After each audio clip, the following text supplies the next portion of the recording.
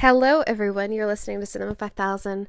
My name is Mallory. It's a new episode. We're talking about 5 movies I saw in recent times. And more than half of this episode are movies I went to the theater to watch. Yay!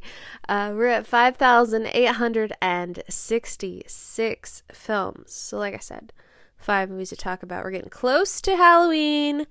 Have a couple horror films to talk to you about. One that could be considered horror film, sure. So we're going to start with The Gate from 1987, directed by Tibor Takas. The tagline is, "Pray, it's not too late." 3 young children accidentally release a horde of nasty, pint-sized demons from a hole in a suburban backyard. What follows is a classic battle between good and evil as the 3 kids struggle to overcome a nightmarish hell that is literally taking over the earth. A cast of mostly unknowns, but I need to mention that the lead performer who's playing Glenn is played by Stephen Dorff. Young Stephen Dorff, who I just last month saw at Camp John Waters in the flesh. And somebody brought up The Gate, and I was like, oh, I'm not familiar with that movie, so I figured I better watch it. If you're familiar of films like The Goonies or Mac and Me, it's a familiar kind of setup. 80s kids just hanging out, having fun, listening to devil music. But one of Glenn's friends kind of gets him into this saying of something, and things happen, and it opens basically a portal to more or less hell in the backyard of Glenn's house. Some really interesting things happen, kind of reminiscent of the movie, not The Goonies, but Ghoulies. There's these small ghoulie creatures that for an 80s film are clearly claymation kind of characters that occur, and all kinds of mischief happens. But it is, definitely a portal to hell in some ways. And this movie gets real freaky. I gotta give this movie credit, because not only was it pretty entertaining for what it was, maybe just a little hair too long for what it is, I will say as a big negative, but I didn't know where this was gonna go, with all the things happening to these children and the things that they were visualizing. Sort of another thing kind of reminded me of is Poltergeist, not just because of the neighborhood setup. It's a classic California suburban sprawl that you see in a lot of 80s movies, but just the thing where, there's enough weird shit happening that somebody sees something that isn't real and they think it's real and they freak out, and oh god, it gets so wacky.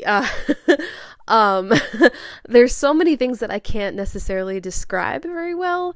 A lot of walls crashing down or people crashing into walls, and just very bizarre nonsense. And like I mentioned with the strange creatures, but it's kind of something you have to experience yourself, which is why I absolutely give this movie 3 stars. I had a lot of fun with this one. This is the kind of movie that you can watch multiple times and notice new things about it.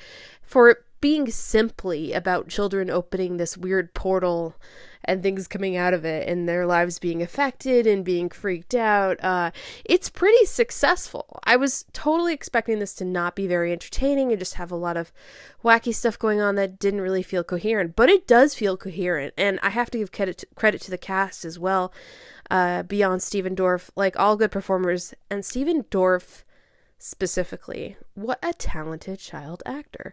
I guess I shouldn't be surprised, because he still has a career today. He's still making movies. But when he started out, really good kid actor. I really liked him in this. I know, I shouldn't be surprised, but I was. And maybe it's because I've never really heard anybody talk about this movie. Other than my sister, I haven't really known anybody who was a fan of Stephen Dorff either. So he's always been an actor who's done parts either playing bad guys, or he's in the Britney Spears Every Time music video as the bad boyfriend that she doesn't have a good relationship with. But this movie, I have to say, you have to give this one a look. This is a movie that I am starting to feel I've either missed the whole beat of how people feel about this one, or maybe it's underrated. I don't know what it is. It has 39,000 watches on Letterboxd, which I feel is a pretty good portion. And then I look at the activity for some people I know. A lot of folks I know have seen this movie. That's kind of crazy. But nobody's ever talked about it. Anyway, I gotta say 3 stars for The Gate. Like, I had a good time watching this. It's from 1987, directed by Tibor Takas, as I mentioned. So, if you want to watch it, which I do recommend you do, it's on like every streaming service known to man. Prime, Hoopla, Canopy, Plex, CW, which I didn't know was a streaming service, and Tubi, and Tubi is how I watched it. You can also rent it in HD if you're one of those sticklers who like doesn't want to see commercials with your movie watching, which I get, but I have ad block on my computer, so when I watch anything on my computer, it skips the ads entirely. So I had a good fun time with The Gate, and I would recommend checking that out. It's a PG-13 horror movie, but I think it does a really terrific job at doing what it's trying to do. And even when it's cheesy, it still kind of works. It's obviously not the greatest movie of all time, but it had enough going for it where I was kind of like, whoa, I have not seen things like that before, and I did not expect that of this movie. Now, something else that's horror is The Funhouse from 1981, directed by Tobe Hooper. The tagline is, "Pay to get in, pray to get out." Rebellious teen Amy defies her parents by going to a trashy carnival that has pulled into town. In tow are her boyfriend Buzz and their friends Liz and Richie. Thinking it would be fun to spend the night in the campy Funhouse horror ride, the teens witness a murder by a deformed worker wearing a mask. Locked in, Amy and her friends must evade the murderous carnival workers and escape before it leaves town the next day. I unfortunately was not a fan of this one. I'd never heard of this movie before. But for the beginning of the month at my local Regal Cinemas, because they're showing a horror movie every single day, like just a couple showings, but this was the first movie that showed during the month, so like October 1st. And that night I was like, well, I could either go see him or I could go see this. And since I wasn't really familiar with this movie, I was thinking, well, I think I'll just rent this and watch it at home. And I wanted to see him in a theater for sure, so I did that. I don't really regret my decision at all. I will say this movie has too much familiar notes to it of just like teenagers fooling around, like literally fooling around, you know, where can we go, like make out or have sex, and you know, let's go to this carnival and like just like have fun, you know, and just do teenage stuff, like stuff that you see in every horror movie almost ever, except maybe The Gate.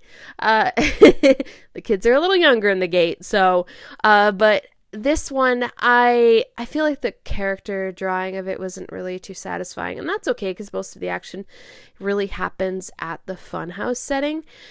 So when the kids see this murder happen, it's of course very shocking, and there's so much going on with this Funhouse setting. It's big, it's huge. They're in the underparts of where the operations are happening, like the levers pulling and things like that, like the mechanisms, the machinery behind the scenes. I think there's a great usage of setting in this movie, like better than I expected. It does look really good for a very low budget early 80s movies, like 1981. Nothing amazing looking, and clearly this is not like a Dario Argento movie, so it's not like visually compelling in those ways that you can see in horror movies, but it is having fun with the trashiness. Now, as this goes along, it really does kind of become like a slasher movie, and yeah, some things happen, and I'm not going to spoil it, but I was just not really satisfied by this one.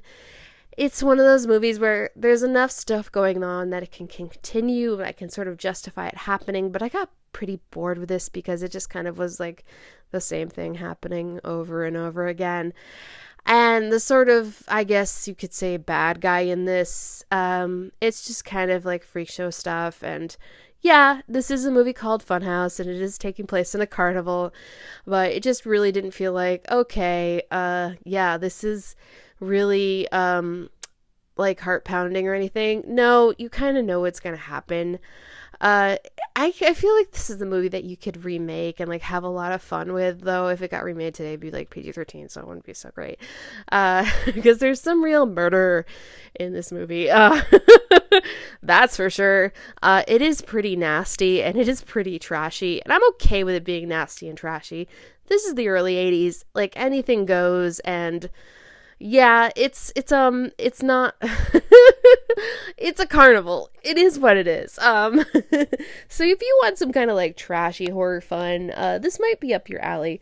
It sort of reminded me of the original My Bloody Valentine. I have to say that because obviously they had a remake of My Bloody Valentine, where kids are like going into the mine to hang out, and of course people get murdered. Yeah. Reminiscent of that for sure, where there's this setting that people go into and bad things happen. Um, I just think this is a movie that is maybe in some respects a little too long for what it is. I had some fun with it, but it wasn't really my bag, I guess you could say. I had to give this 2.5 stars because I think there's enough decent elements to it, and it's not really a bad movie. It just wasn't really for me. And like I said, I do think this is a little long for what it is, considering how limited the setting is. So yeah, The Funhouse from 1981, directed by Tobe Hooper. I had to give this one 2.5 stars. Now, when I say it's a trashy horror movie, it's not like, how do I say it? It's not like offensively trashy. It's just kind of like portraying trashy scenarios, I guess you could say. Read between the lines, people. Carnival stuff. Early 80s carnival stuff. Yes. I don't know. I feel like this is gonna be something that works for other folks. A lot of my friends on like Facebook not Facebook, excuse me. Whoa, not Facebook. A lot of people I know on Letterboxd have seen this movie and they've rated it anywhere from 4 stars to 2 stars. So, like, nobody outright hates this movie. And like I said, I don't hate wait, never mind. There's a 1.5. There's another 1.5. Whoa. I don't hate this movie either. But I think for Tobe Hooper's movies that I've seen that I have liked, like specifically when I want to talk about trashy horror movies that Tobe Hooper's made, The Texas Chainsaw Massacre 2. Yeah, that's some trashy shit, but I think that movie is really fun and nasty in great ways. This is not as good as Life Force, if we're going to put that on the scale. It's surely not as good as the original Texas Chainsaw Massacre. It doesn't even hold a candle to that. And say what you want about Poltergeist and whoever really made that movie, but no, this is not on that level at all. This is low-budget horror, and I think low-budget horror can work. Sure, I just think this is not quite it for me, though I don't think it's a disaster. Okay, so up next we have Kiss of the Spider-Woman from 2025, directed by Bill Condon. There is no tagline for this film. Valentine, a political prisoner, shares his cell with Melina, a window dresser convicted of public indecency. The two form an unlikely bond as Melina recounts the plot of a Hollywood musical starring his favorite silver screen diva, Ingrid Luna. This stars Diego Luna as Valentine and Tonatiuh as Luis Molina. He also performs alongside Valentine in many segments in the film as we flash back to the memories of a film that Molina is recounting, starring Ingrid Luna and the Spider-Woman and the character Aurora, all of them played by Jennifer Lopez. Now, this is a bit different than the 1985 film because this is, of course, a musical. It is based on the Broadway musical from the early 90s, and so I went into this just wanting to take in what the story had to tell through this different adaptation, really not wanting to hold much of what I already know from the previous film against it, wanting to judge this just as it is. And I have to say, there is one consistent thing between both of these movies for sure, in that the performance of Molina here from Tonatiuh is really fantastic. And in fact, I think Tonatiuh is better as Molina than William Hurt. And not to say William Hurt is not a good performer. I think I like more what the movie is doing with the character here in this musical adaptation. It's a vibrant, wonderful performance with lots of layers to it, and Tonatiuh is a star. There's also singing and dancing that he does opposite Jennifer Lopez, and Jennifer Lopez's character that he's then describing, and we get to visualize through these like throwback, vibrant set pieces. It's just incredible. Like, Jennifer Lopez has never been like one of my favorite actors, performers in any sense, really. Not because she's bad, but just not really my thing. But, you know, I gotta hand it to her in this. This is probably her best work I've ever seen on screen. She's singing, she's dancing, and say what you want about her singing, but her dancing is impeccable. And I think Bill Condon does a terrific job of utilizing her in this film to give the feelings and emotions of this character and how it relates to Melina's story. And it all kind of, you know, it wraps itself up together really wonderfully in the end. I think the ending of this movie was probably my favorite part overall. And I haven't mentioned much of Diego Luna as Valentine. I think he's good here. doesn't really hold a candle to Raul Julia's Valentine, but I think he's still fine. And like he does some of those segments as well in the flashback and the performancing, that's not a word. The characters perform through that story. There is a more limited scope, I think, in this as a musical for what it's really telling in the big picture of things. Regardless, I found this to be such an enjoyable film. I was so glad I saw this in the theater. For a musical adaptation, like I've had a lot of problems with musicals in recent years. You know, we've got the next Wicked movie coming out. I am not seeing that movie because I did not like the prior Wicked film, and I just feel like Hollywood doesn't always have a great grasp on how to convey a musical to an audience in a theater in a way that feels, you know, it gives you like the chills. It gives you like, oh my gosh, this is so exciting and, you know, magical and just fun and great. And I think this movie, when it wants to be fun and when it wants to create tragedy through the musical moments and how everything all relates, I think it does a great job. And I really like how Bill Condon made this movie. Overall, I think its sets and costuming and production is just great. As you may know, it has not done well at the box office at all in the United States and Canada. It's barely done over $1 million, and I think that's a tragedy because there's a certain audience I think has not discovered this movie. The people who like musicals and people who enjoy, you know, the big theatrical experience. And now I think a lot of people are just going to probably discover this at home.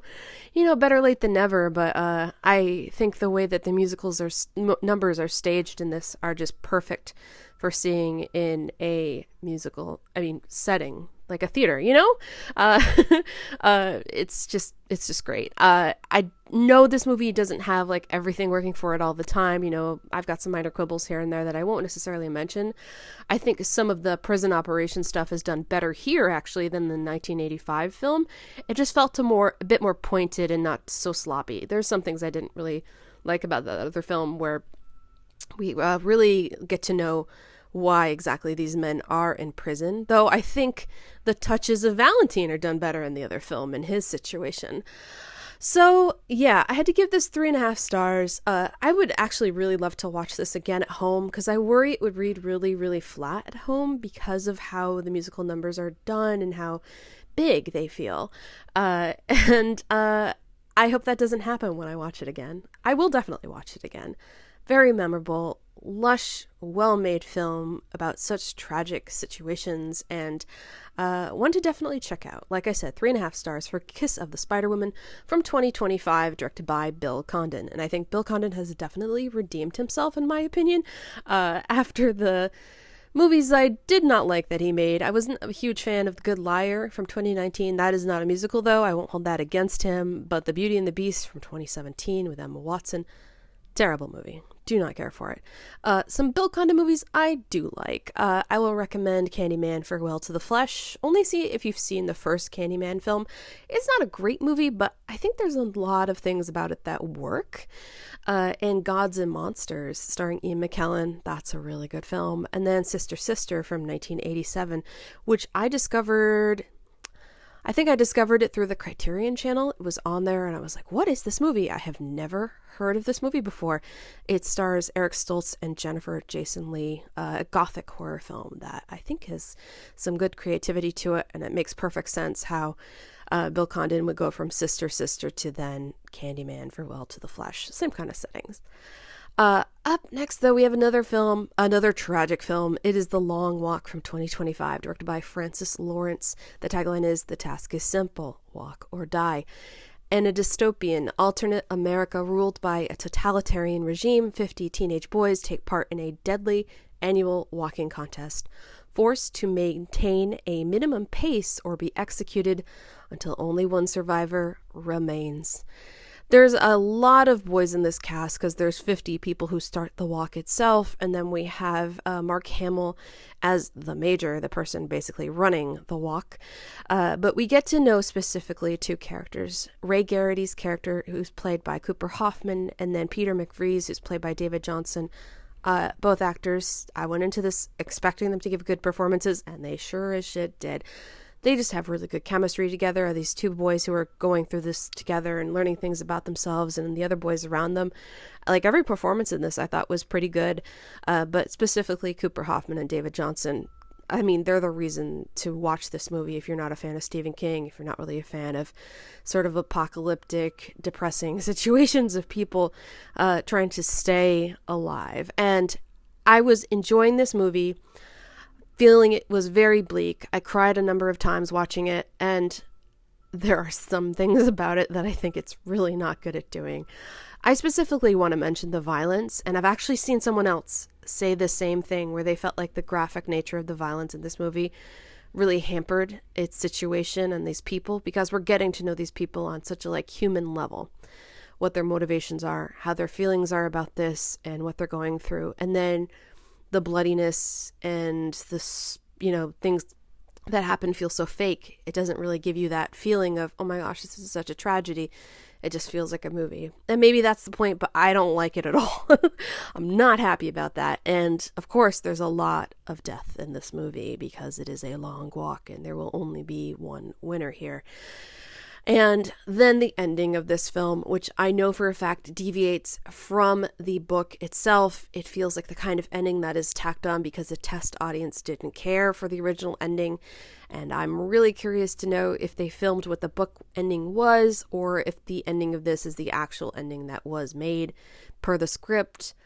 Goodness, I do not like the ending for this movie. So The Long Walk was a movie that I quite enjoyed it while it was going on, but there were those little things about the violence I didn't care for, and then that ending. So I had to just give this one 3 stars. I wanted to like this movie more than what it was, and I see this as, studio movie issues. It's how it's going to be made these days. And Francis Lawrence is a studio filmmaker. I mean, he used to make music videos, and then he got into the Hunger Games films, and, it's kind of, that's how we get here.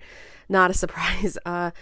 But if you're a fan of good performances, David Johnson and Cooper Hoffman, absolutely check this movie out because they will not disappoint you.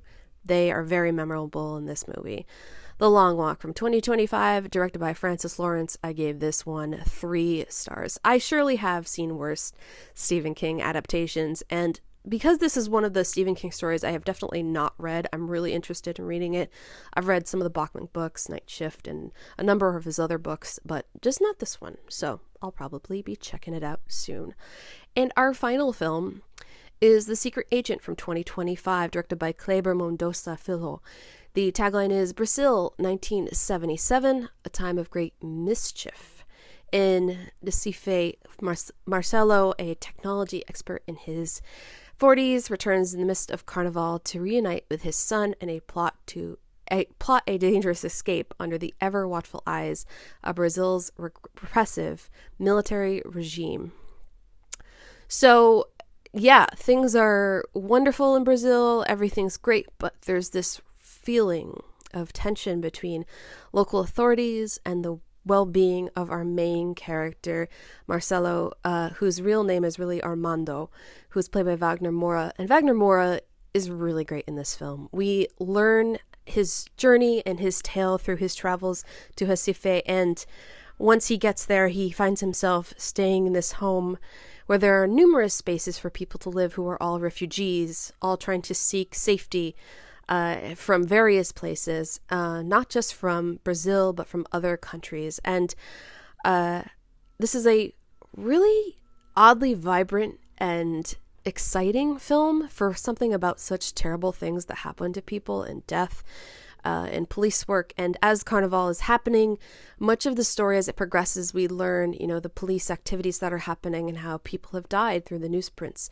and how the police feel about that. And it's really, it's a bit shocking, but it also shouldn't really surprise you because this is a story about people being oppressed and how they seek safety and harm in harmful situations where the world is against them in some ways. And I'm making that sound a little complicated, but once we learn more about Armando's situation and how he, working at a university, finds himself all of a sudden in pursuit of some kind of funding, and then that turning around and being the thing that could get his life and family under the gun of harm. It's really scary, and the movie has a easy way of telling you this, but you feel it all. And Wagner Moura's performance is really terrific. The whole entire cast of this movie, man, how do I say it?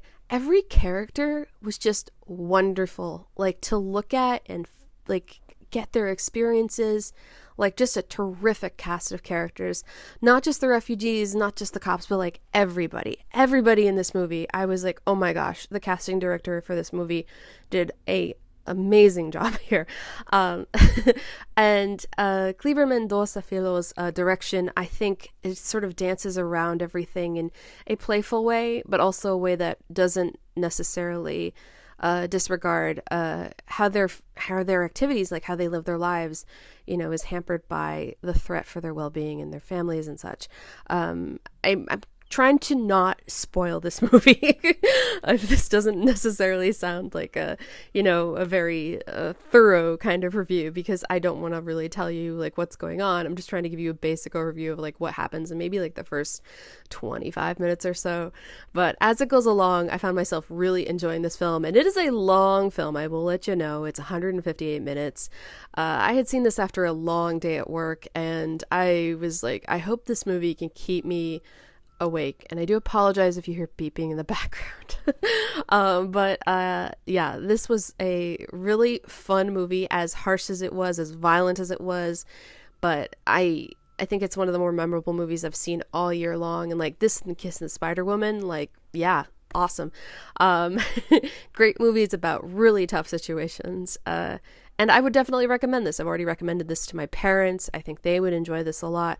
I saw this as the closing night film from the New Hampshire Film Festival. I do not usually get to this film festival. It's just bad timing with the weekend and when it happens. And I don't really have an interest in buying a pass for an entire weekend. I might not be able to attend in full either. So I usually just walk into the closing night film. It's funny, I've done this probably like 3 times and just gone to see that closing night film and just bought a ticket and be like, yeah, I'll just go see this movie. In years past, I had like seen the movie Shoplifters. If you're not familiar with that one, I would check that one out. They always have like a kind of bleak movie as a closing night film, never like an uplifting one. But anyway, regardless, The Secret Agent is going to be coming to theaters, I know, in November. It's a neon release. It won a couple of prizes at the Cannes Film Festival for Best Director and Best Actor. So check it out. The Secret Agent from 2025, directed by Kleber Mendoza Filho. Gave this 3.5 stars. Maybe it's a 4-star on a repeat watch. I think it's a solid film. Also want to mention the music in this is just wonderfully done. It looks great. Yeah, there's just some really, really tight, nice filmmaking and a very playful way of talking about certain things that happen in this film. Even the serious stuff. I was really into the way that this movie had its own style that didn't feel too flashy. It was just kind of its own thing. But that is the episode, and I really hope you can't hear that beeping in the background.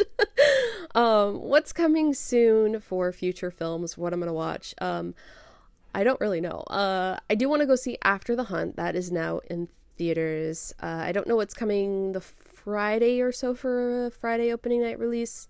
Anything like that. Like, it took me a while to see The Long Walk. Like, I actually think I was going to go see The Long Walk while I was in New York a couple weeks ago, but it's a good thing I didn't, because that movie made me really sad. I would have been in a bad mood that night. But horror movies at this point, it's like, it doesn't really matter. I'll watch the bleak stuff. I'll watch the crazy stuff. And like, I watched Funhouse, and that was, yeah, kind of ridiculous and cheesy. And yeah, I said sleazy, didn't I? Yeah, I did. But yeah, I don't know about anything coming soon to theaters other than just After the Hunt's out, and I haven't seen that, and I'll need to see that. I don't think we're going to get Hedda, the new movie by Nia DaCosta. I don't think we're going to get, I don't know. Can't say. But, Begonia's coming out. I'm not really interested in Begonia. I'm a little tired of Yorgos Lanthimos. His movies just are not for me. So maybe I'll make a point to like watch some older horror films I have never seen before, like 70s, 60s, 50s, and even older. We'll see. But yeah, I'm Mallory. Thank you so much for listening to this episode of my podcast. Go to cinema5000.com. That is where I have my blog, where I do post the YouTube videos, and any other updates are on there. You can also go to YouTube and just search for the video version of the podcast. It's not video, it's just pictures. I don't record video of myself. But you can subscribe. Look for Cinema 5000 podcast. The website, like I said, is cinema5000.com. If you want to go to Bluesky, look for Cinema 5000. That's where I put updates here and there. And then if you want to send an email, send it to cinema5kpod@gmail.com. Again, I'm Mallory. That's the episode. I enjoyed some movies. I hope you enjoyed these if you see them too. And we'll talk soon. Okay, bye.